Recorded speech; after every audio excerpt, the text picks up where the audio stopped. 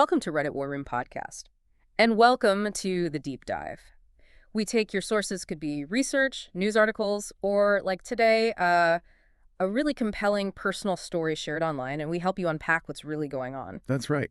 Today we're looking at a post from Reddit's Alira Military Stories, plus the community chat around it. And it's quite a story. It's from a listener, actually, sharing memories of their grandfather, a radio man in World War II. Yeah, and our goal here is, well, twofold. First, explore this really vivid personal story, but also look at the practical side. How do you actually research military history when you're starting with family memories, maybe just a few details? What are the roadblocks? What are the pathways? And there's a central story here that really hooks you in, right? It involves this radio man spotting enemy tanks, Tiger tanks, no less, Yeah. and making this absolutely critical call for air support.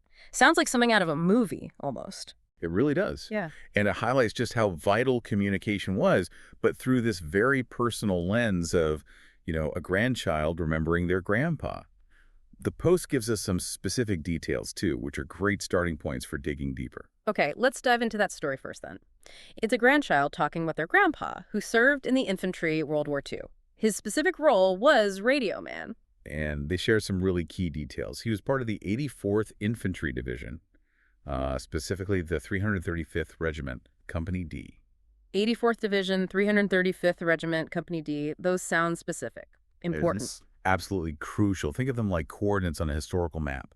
Division, regiment, company, they pinpoint the specific unit. Company D, that's one of the rifle companies usually, the guys right at the front, commanded by a captain. Knowing this helps narrow down where he was, what battles he might have been in. Right, like breadcrumbs to follow. And he even remembered his call sign. Apparently so. The post says it was Crackerjack Red Dog 4. Crackerjack Red Dog 4. That's Yeah. memorable. It is. Call signs were used for quick, secure identification over the radio. Keeps things brief. Him remembering that specific one after all those years, that's pretty neat. Definitely. And maybe even more telling, his commanding officer apparently called him my secret weapon. Yeah, that speaks volumes, doesn't it? Ugh. It suggests he wasn't just a radio man, he was the radio man. Maybe exceptionally skilled, maybe super reliable under pressure. Or maybe both. Could be. Clear, fast communication in the middle of chaos. That absolutely is a secret weapon. Which leads us straight into that amazing story the grandchild shared, the one with the Tiger tanks. What was the setup? Okay, so the setting was this town. Apparently it had been fought over again and again, changing hands multiple times over weeks. Real back and forth fighting. Sounds grim. Yeah. So one morning, the grandpa is on watch, and he sees something coming out of the woods on the German perimeter. 13. Count them, 13. German Tiger tanks. 13 Tigers. Oh, man, those things were legendary. Feared seeing that many roll out. Just terrifying. Absolutely terrifying. Huge armor. Powerful 88mm gun. But here's the thing. The grandpa didn't just see tanks. He noticed something specific they were doing. Okay, what was it? He saw them taking their camouflage off, like removing branches, netting, that sort of thing. And what does that mean on a battlefield? Well, as the grandpa explained it, you don't bother taking off your camo unless you're about to move out. Specifically, getting ready to attack. It was a huge red flag, an imminent threat. Ah, okay, so he relays this up. You bet. The CO immediately saw the danger. And his command, according to the story, was pure urgency. Get on that radio and get me air support yesterday. Laugh slightly. Yesterday, yeah. No ambiguity there. So how fast could the secret weapon work his magic? Well, the story goes, they quickly popped orange smoke to mark their front line for the pilots. And then, incredibly, just 15 minutes later, P-38 Lightnings were overhead. 15 minutes. Wow, that feels incredibly fast for calling in air support in, the heat of battle in WWII. P-38s, those twin boom fighters. Exactly. Often used for ground attack roles, bombing, strafing, getting them on target that quickly. It points to amazing efficiency from the radio man, a solid communication network, and really tight coordination with the air units. It really shows how critical that radio link was. What happened when the P-38s arrived? They bombed the tanks. The story says the remaining tanks, maybe not all 13 were hit, but enough pulled back into the woods. The attack was broken up before it really got going. That one call, that quick response, likely saved a lot of lives and prevented a German breakthrough right there. Incredible. Just one moment, one observation, one call. Okay, so beyond that really dramatic incident, what else did the Post mention about his service? Well, it confirmed he was in the Battle of the Bulge. Right, the huge German counteroffensive in the winter of 44-45. Brutal fighting, awful conditions. Exactly. Being infantry there was about as tough as it got. The grandchild also shared this nice personal detail about watching Band of Brothers with him. And the grandpa apparently said, "Where Easy went, we were one step behind." Now, his unit wasn't airborne like Easy Company, but it suggests they were maybe following close behind, part of the same larger push, maybe through similar areas in France, Holland, Germany. Gives you a sense of their path. They're kind of shadowing those famous campaigns, and he ended up at the Eagle's Nest, Hitler's mountain retreat. Yeah, near the very end of the war. Apparently not in a combat role at that point, but as his CO chauffeur, gives a different perspective on those final days in Europe. A very different view. The Post also mentioned something really remarkable he did towards the end of the war involving surrender. Yes, this was quite something. The story goes that he single-handedly convinced a group of German soldiers to surrender rather than fight a final, bloody, pointless battle. Wow. Single-handedly. That takes, well, a different kind of courage than calling in airstrikes, doesn't it? Facing enemy soldiers directly and talking them down. It absolutely does. It speaks to his character, maybe his confidence, maybe just sheer exhaustion on everyone's part by then. But it's an act of saving lives on both sides. And the story gets even more amazing after that, right? It really does. Yeah. Perhaps the most, poignant detail, he actually stayed in touch with one of those German soldiers he convinced to surrender. No way. Kept in contact after the war. Yeah. And apparently, this former German soldier later wrote books about the war. It's just a powerful example of connection, maybe even reconciliation, emerging from conflict. Really humanizes the whole thing. That is an amazing detail. Wow. Okay, the Post also listed a few specifics about rank and awards. Right. He was a private first class, or PFC. So that's an early enlisted rank, shows some experience. He had an expert marksman badge, meaning he was proficient with his rifle, very useful skill, Yeah. and a Bronze Star. That's a significant award. It's given for either heroic achievement, heroic service, meritorious achievement, or meritorious service in a combat zone. So it could be for bravery or for just doing your job exceptionally well under fire. Yeah.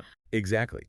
We don't have the specific citation, the document explaining why he got it, but actions like calling in that critical airstrike, or maybe even his efforts convincing those Germans to surrender. Right.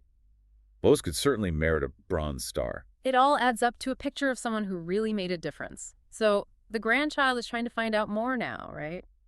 Why the difficulty? Yeah, they want to learn more, piece it all together. The sad part is the grandpa has passed away. And compounding the difficulty, some of his wartime belongings, uniforms, photos, maybe papers were stolen years ago. Oh, that's awful. Losing irreplaceable history like that. It really is.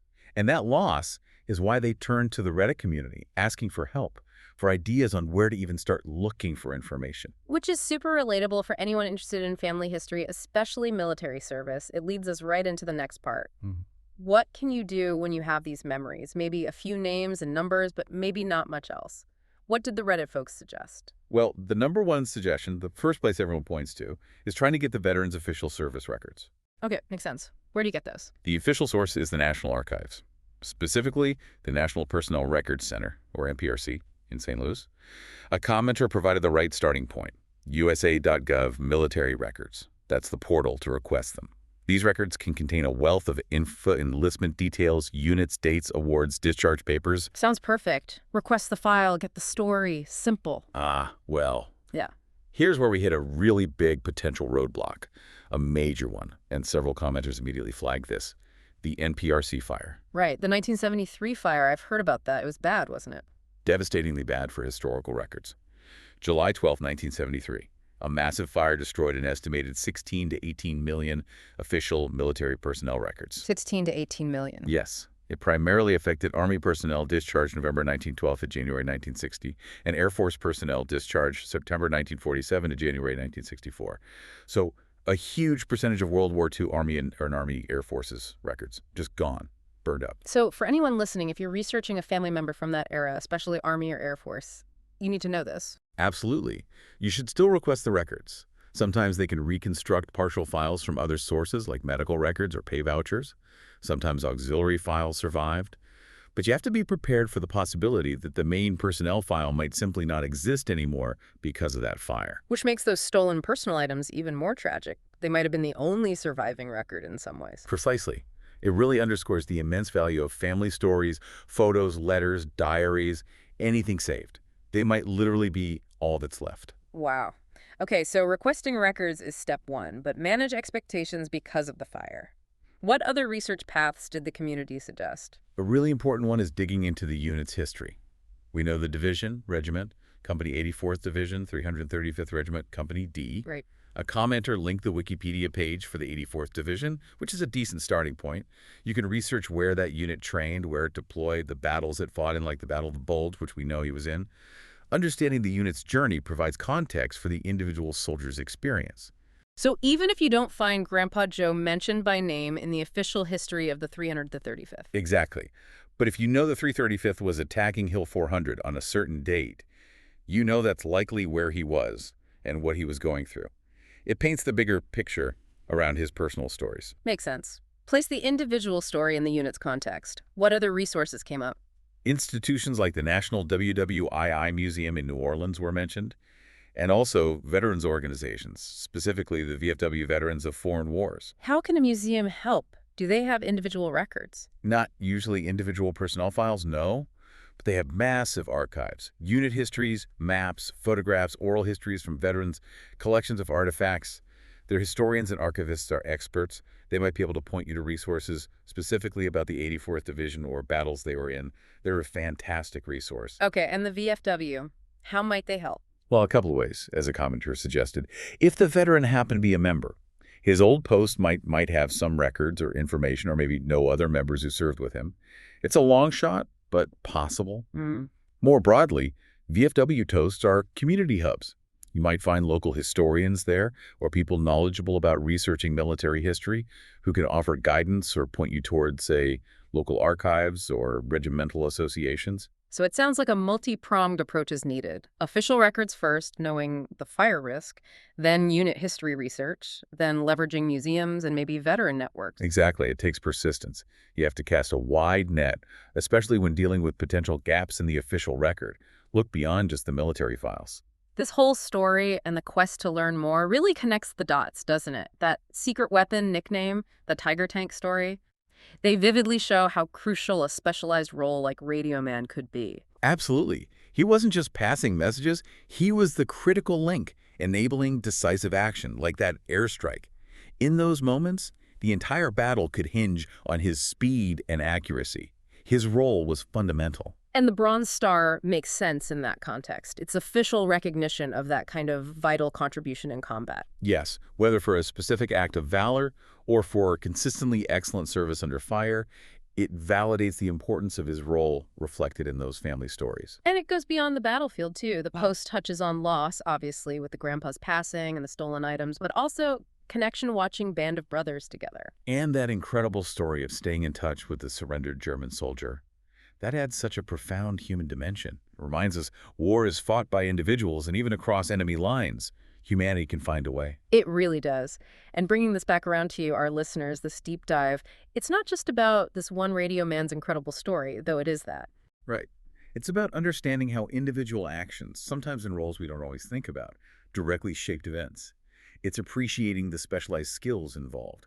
And it's about those enduring human connections, family ties, camaraderie, even unexpected reconciliation that persist long after the fighting stops. And it also highlights how valuable these online spaces like our military stories can be, places where personal histories, maybe lost to official archives, can be shared, preserved, and connect people to the past. Absolutely. It's a modern form of preserving memory. So to recap, we've explored a powerful personal account from World War II, the Radioman, the Tiger tanks, the P-38s.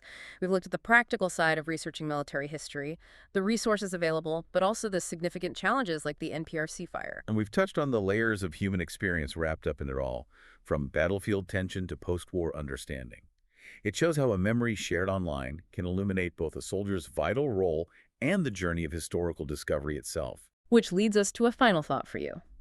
Considering the challenges we talked about, stolen items, the fire that destroyed records, just the simple passage of time, think about the unique, maybe even irreplaceable value of the personal stories and artifacts within your own family. Are there stories, photos, letters, memories that serve as historical sources? And what steps did you take, maybe starting today, to capture and preserve that history? To record those stories, scan those photos, document what you know. before those fragments of the past potentially fade away too. Those personal accounts really do fill in the gaps official history often leaves behind. Something to think about. Definitely. Thank you for joining us for this deep dive. We hope it's offered some perspective on the power of personal history and the importance of keeping those stories alive.